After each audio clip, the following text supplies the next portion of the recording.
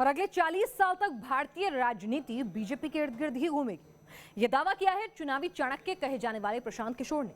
गोवा में एक कार्यक्रम के दौरान प्रशांत किशोर ने बीजेपी की पॉलिटिकल पावर से लेकर राहुल गांधी को नसीहतें तक दी।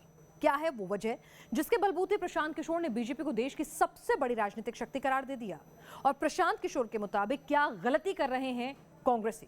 देखिए खबर कट टू कट की political report.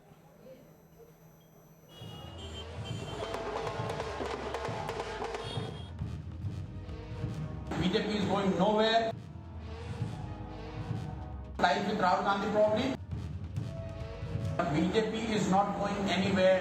They are going to be here.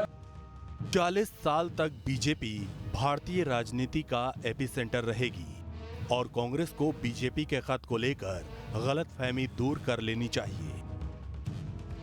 Gujarat में मोदी के लिए प्रचार करने से लेकर मोदी के प्रधानमंत्री बनने तक, पंजाब में कांग्रेस के सिर जीत का सेहरा फहराने से लेकर दिल्ली में केजरीवाल को तीसरी बार सीएम की कुर्सी पहुंचाने तक, प्रशांत किशोर के चुनावी गुणागणित के नाम पर बहुत सी कामयाबियां दर्ज हैं। लेकिन इस बार देश की दो बड़ी पार्टी यानी बीजेपी और कांग्रेस को लेकर जो दावा प्रशांत किशोर ने किया वो गौर करने लायक है।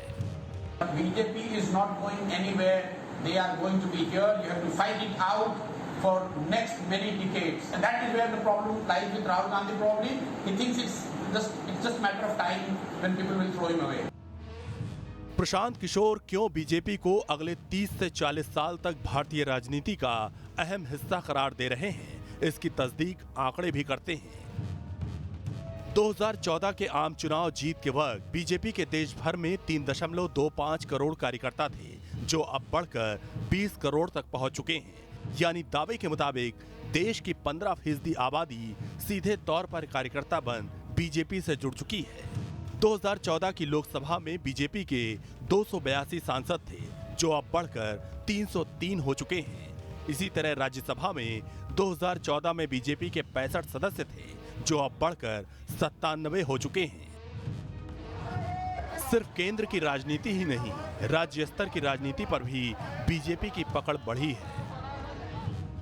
देश के 29 में से 18 राज्यों में बीजेपी की सरकार है और आज देश भर में बीजेपी के 1400 से ज्यादा विधायक हैं। चुनावी चाणक्य का आकलन और दावा आपके सामने है। बीजेपी इस बयान को देश की राजनीति का सच करार दे रही है, तो प्रशांत किशोर की नसीहत के बावजूद कांग्रेस इस समीकरण को कबूल कर राजी नहीं है। तो प्रशांत किशोर जी जो बात कह रहे हैं उससे पूरा देश सहमत है। प्रशांत किशोर जी कोई ऐसी बात नहीं कह रहे जिसको देश नहीं जानता है। लेकिन यह बात जरूर है कि राहुल गांधी न देश की आवाज कभी सुनते थे न आगे सुनेंगे। तो मुझे इसमें भी कोई आश्चर्य नहीं है कि राहुल गांधी जी इसमें भी अपनी एक दूसरी प्रतिक्रिया रखते हैं। हर व्यक्ति को अधिकार है अपने बयान देने के लिए और उनका ये मानना है कि अगले दशक तक नहीं होगा।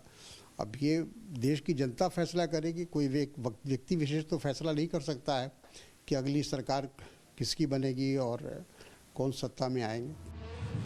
प्रशांत किशोर का दावा हवा हवाई नहीं है। आजादी के बाद राजनीति में कांग्रेस का बोलबाला था, जो तकरीबन 45 साल तक चला और आज बीजेपी तकरीबन वैसे ही पॉलिटिकल पावर हासिल कर चुकी है। ऐसे में ये कहना गलत नहीं होगा कि आने वाले कई सालों तक भारत की राजनीति में कमल महकता रहेगा। दिल्ली से विकास चंद्रा के साथ मोहित राज दुबे, न्यूज़ नेशन।